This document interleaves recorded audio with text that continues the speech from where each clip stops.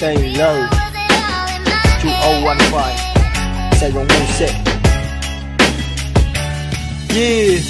Lại một đêm nữa thức trắng mắt trận và nghiến răng, quá làm biến ăn nên viết một bài ngắn riêng. Bao nhiêu cho đủ đây, thật là hao tiền. Mặt tao ngáo và ác phải cặt ra, ai nói là tao hiền. Cảm thấy mệt, muốn ngủ nhưng đó là cách khó. Chưa kịp suy nghĩ thì nhà lại có khách, anh em ghé qua chơi. Khoe cái ba mà tới nhiêu đấy sao, nhìn cứ như ba số vậy, chắc tao không khách sáo đầy. Anh em tụi mình chơi vui là 9, dính là 10. Mất đi đá dưới nhà mình mà tao còn ngồi dính mà lười. Một vài câu tao muốn nhắn gửi đến anh em. Những thằng bán tụi mày không tạo được bàn thắng, sẽ chung bằng năm và bằng tháng. Mình thằng nào cũng mang nợ sống, chỉ sợ tại hao. Nếu tụi mày không sợ nóng, chẳng lẽ tao sợ mày hại tao.